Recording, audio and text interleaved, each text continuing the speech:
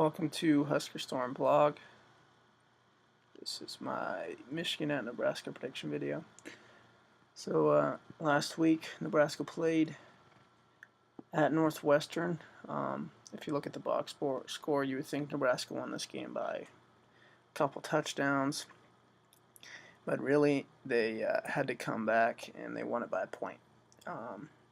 8 penalties for 62 yards is costly. 3 turnovers, one that set Northwestern up for a 14-yard score. Also, the fact that you were 3 for 14 on third down conversions, struggled to get the simple short third and shorts. There's a lot of third and longs because you were sacked. How many times was he sacked?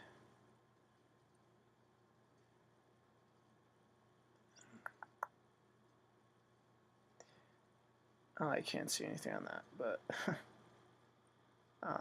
he was sacked a couple times, at least 2 or 3 times in this one. But really, these costly mistakes on the road, failure to convert third downs on the road. The defense played really, really well. They contained Kane Coulter. Simeon struggled through the air. He beat them once on a 26-yard pass, and Northwestern beat him on the ground once on an 80-yard run. I mean, if you eliminate those 2 big plays, Northwestern had under 200 yards. It's just fixing little things like that. Mental breakdowns, like this team shows those mental breakdowns every once in a while. But they were able to bounce back after those and laugh them off. As P.J. Smith said, they forced 10 of 17 drives to 3 and outs that Northwestern had. They played really well. I think the first 4 or 5 drives were 3 and outs.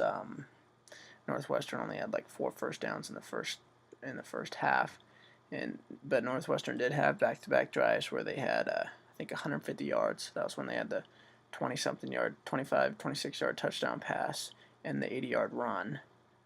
Those 2 drives to end the second quarter and start the third quarter was worth 150 yards right there.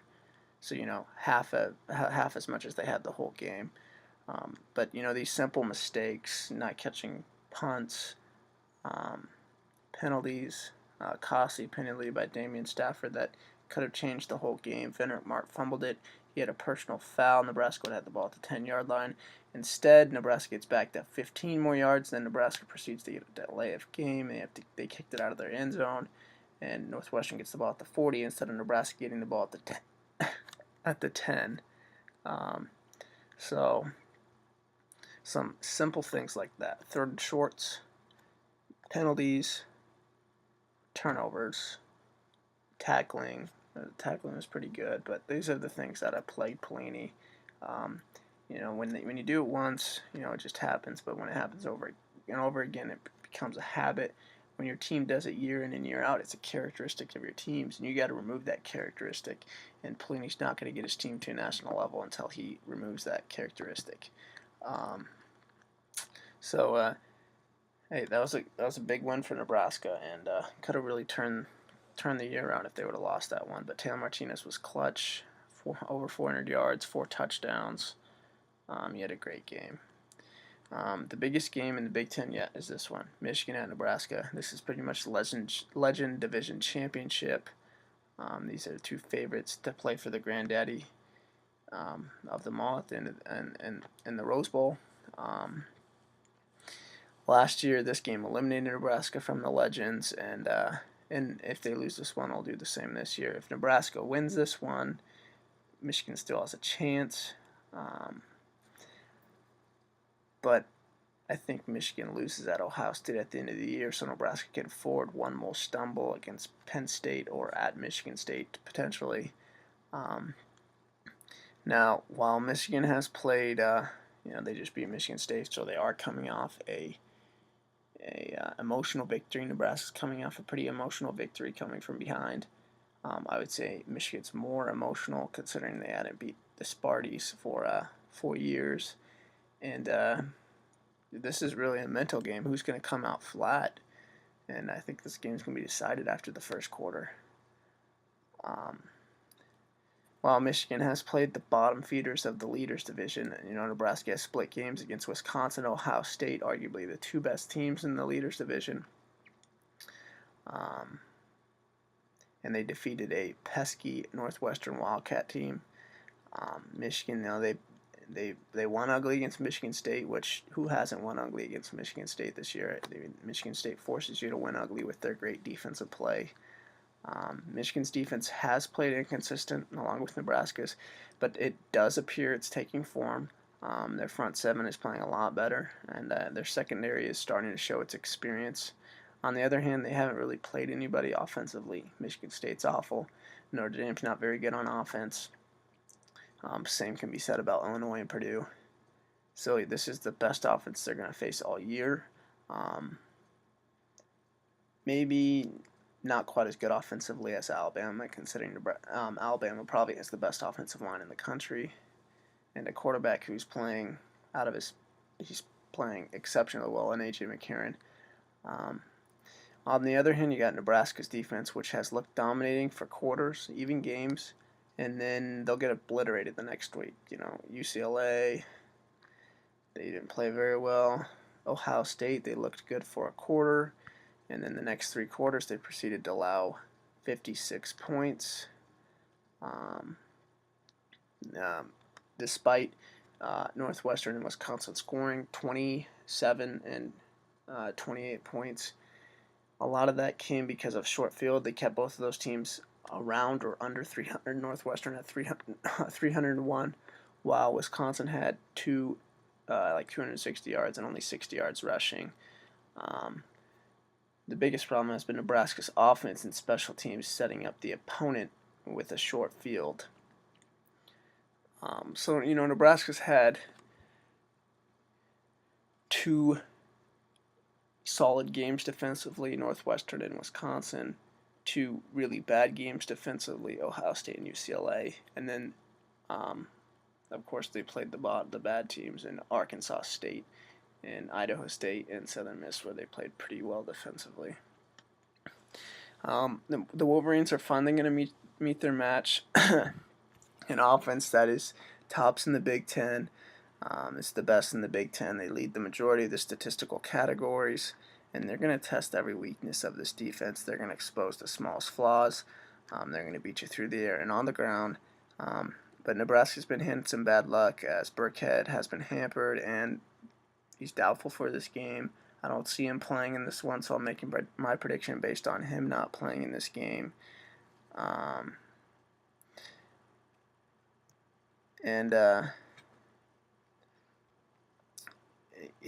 If he does play, it'll be a backup role, but I don't think he's going to play. I think Bo Pelini's going to rest him and hold him for the long haul, which if Nebraska loses this game, having Rex Burkhead for the next 4 isn't really going to make that big of a difference. But Nebraska has the best depth in the Big Ten at running back, and Amir Abdullah has answered the call. I mean, if you haven't watched this kid, he's a rare talent. He's a raw talent, and he's done an exceptional job, and I think he's going to have a good game. So let's go to our team comparison. We're going to compare each team at their level, at each offensive, defensive, special teams. So at quarterback, I'm going to give Nebraska the advantage here. Yes, Denard Robinson is great with his feet, but he still hasn't proven he can pass the ball yet. Taylor Martinez has proven he can pass the ball, and I think he'll pass the ball well in this one. Running backs, Nebraska, even without Rex Burkhead, Michigan has done nothing with their running backs. Denard Robinson's accounting for the majority of their running yards, of their rushing yards. That being said, their running backs are going to need to play big in this one if they want to have a chance, because Denard Robinson can't continue to take hits, especially in a game that looks like it could be a little high scoring. Offensive line, got to give it to Michigan. This is really close, but Nebraska has shown weakness on their offensive line despite, putting up over 515 yards a game offensively. So the offense, I give Nebraska the advantage there, because wide receiver, Nebraska is better. They've got one of the best. They probably got the best depth in the Big Ten at wide receiver, and a player who I believe is maybe the best wide receiver in the Big Ten, in Kenny Bell, and he's only a sophomore, so he's only going to get better. So Nebraska gets the edge offensively, but defensively, I gave Michigan the edge at every single level. That being said, secondary-wise, I think that's actually closer. But I do give Michigan the slight edge there. So defensively, I think Michigan has the edge. Secondary is close though. But their front seven is better than Nebraska's. Kicking, I'll take Brett Maher in this one. Despite some issues, he's played pretty well. Punting, I'll take Brett Maher. He had 5 punts inside the 20 and like 4 inside the 10 against Northwestern. Returning, I'd say that's a split. Nebraska hasn't played very well in the return game, but they do have the explosiveness. Same can be said for Michigan, but Michigan hasn't made the key mistakes and turnovers that Nebraska has. Special teams, I'll give that to Nebraska, but it's not by a whole lot. I think Michigan's the more complete team, but can they win on the road is the question. Sorry about that. So we got off the radar keys. One of my keys here isn't off radar. These are going to be players. So offensive wise, for Nebraska, my off the radar key, I don't know if this is really off the radar. It's Amir Abdullah.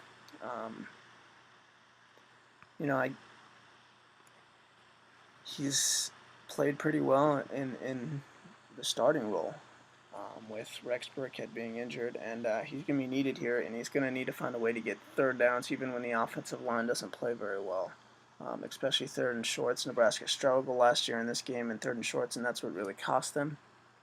For Michigan, I'm going to say it's Devin Gardner, because I think Nebraska's going to be able to control Gallon. They'll put their best defender on there, that being Stanley Jean-Baptiste, who has played pretty sharp in coverage. He completely shut down Devin Smith in the game against Ohio State. Devin Smith didn't have a single catch, so I expect him to do a pretty good job against Gallon. But Devin Gardner is going to be key. He's going to get matched up against Andrew Green and Mohamed Sese, maybe Joshua Mitchell. We'll see how that goes. So he's going to be key, especially the passing game. He's going to have to stretch the field in this one. Defensively, Nebraska's safeties. They have P.J. Smith and Damian Stafford, who many times put the cornerbacks in tough situations when they're supposed to be playing cover 2, especially against dual threat quarterbacks and teams that run the ball well. They tend to bite on the run a little too often, and they're going to be utilized here in this game, and they're going to need to play well. They played pretty sharp against Northwestern, and they're going to need to capitalize on some of Denard Robinson's throws that he just throws up in the air.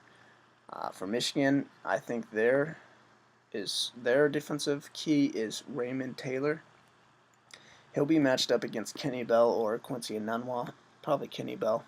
He's their best cornerback, and he's going to need to have a big game here, as Kenny Bell has been explosive and has yet to been stopped.